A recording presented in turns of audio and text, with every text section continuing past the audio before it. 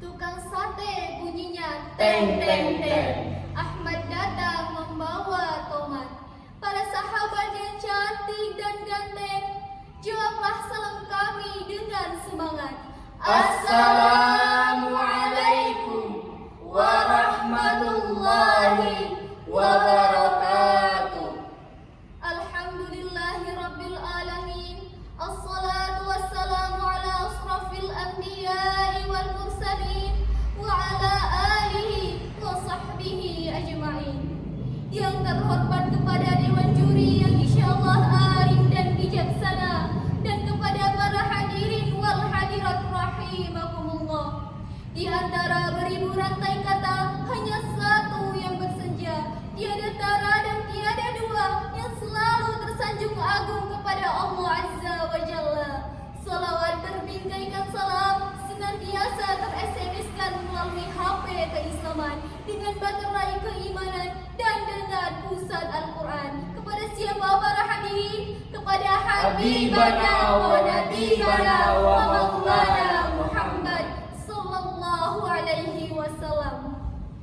Hadirin rahimakumullah, sudah menjadi fakta sejarah nasional, kemerdekaan yang direbut dari tangan penjajah mayoritasnya direbut oleh para pejuang Islam, baik itu dari kalangan kiai, ulama, ustadz, dan tokoh agama lainnya.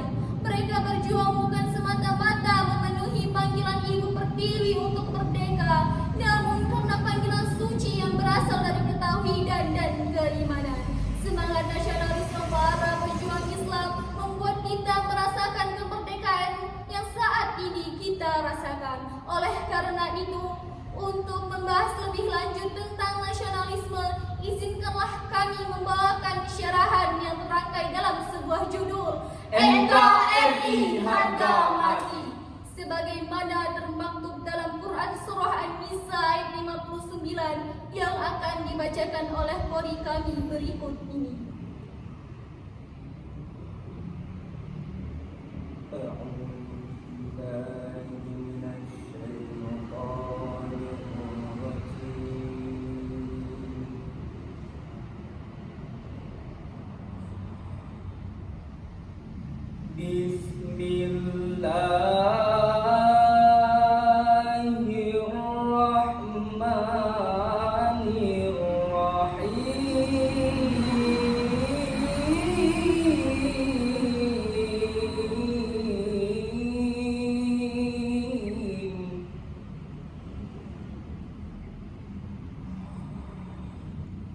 Ya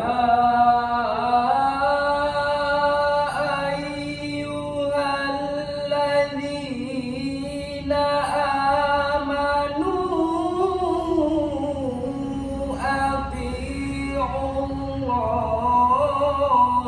wa ati'ur rasula wa ulil amri minkum.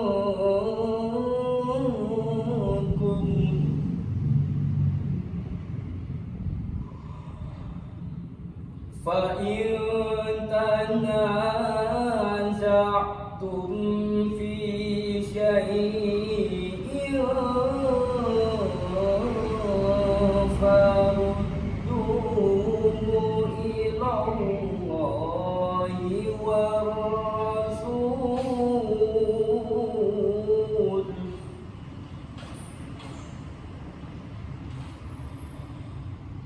In kuntum tu'minuna billahi wal yawmil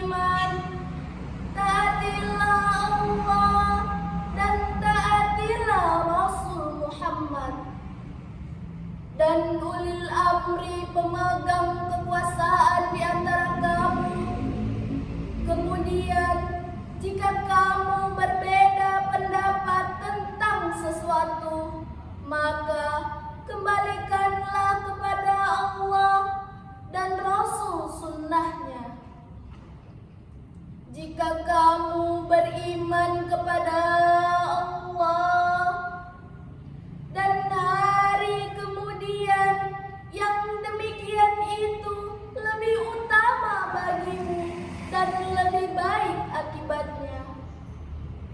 Ahmad Mustafa Al-Maghribi dalam tafsirnya juz 3 halaman 72 menjelaskan ayat ini adalah perintah bagi orang-orang yang beriman untuk mematuhi perintah Allah, mengamalkan Al-Quran dan mematuhi sunnah Rasul, serta mematuhi ulil amri, yaitu para pemerintah, para hakim, para ulama, dan para panglima perang yang menjadi rujukan dalam memenuhi kebutuhan hidup dan menyelesaikan masalah yang dihadapi. Jika kita lebih memperdalam makna daripada ayat ini merupakan landasan bagi orang-orang yang beriman untuk hidup berbangsa dan bernegara.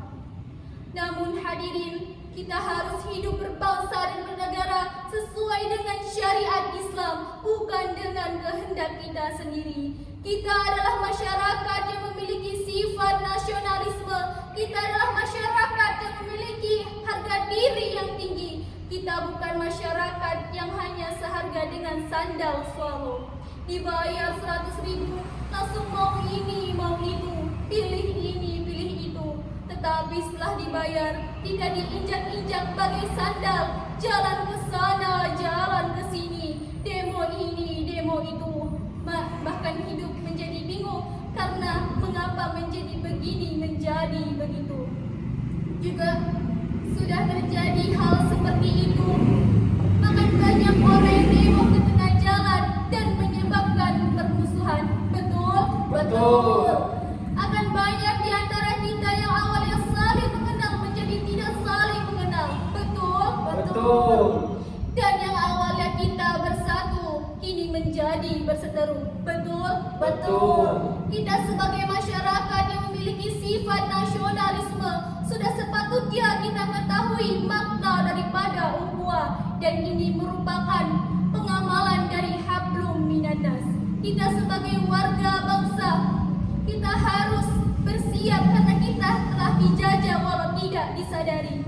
Kita sebagai warga bangsa harus mempererat persatuan dan kebersamaan karena kita sedang terjajah dan sengsara lama-kelamaan. Takbir! Allahu Akbar. Takbir! Allahu Akbar. Takbir! Allahu Akbar. Hadirin rahimakumullah, hubbul watan minal iman. Cintailah tanah air karena itu adalah sebahagian dari iman.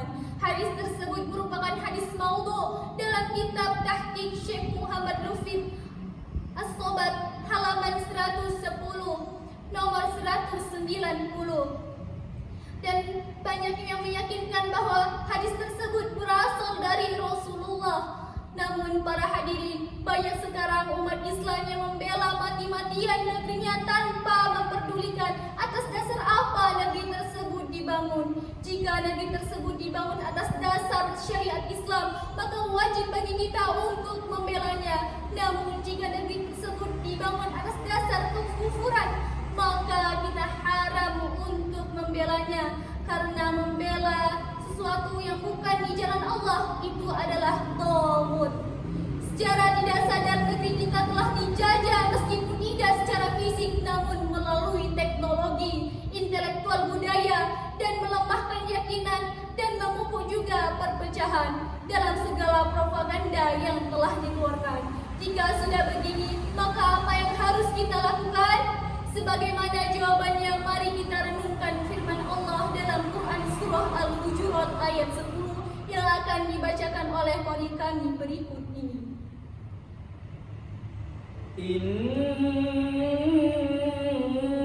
Innamal mu'minuna ikhwatun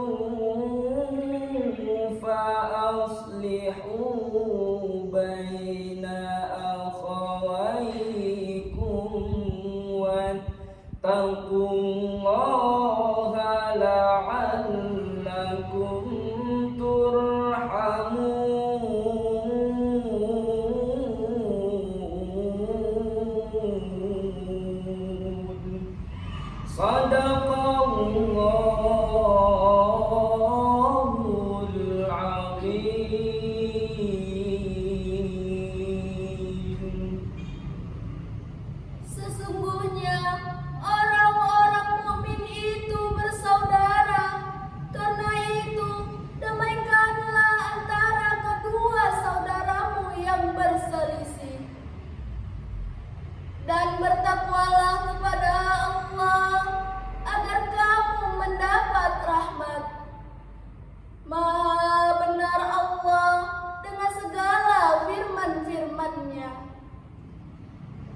ikhwatun, menurut Profesor Dr. Muhammad Quraish Shihab, adalah persaudaraan antara sesama muslim adalah persaudaraan yang berganda.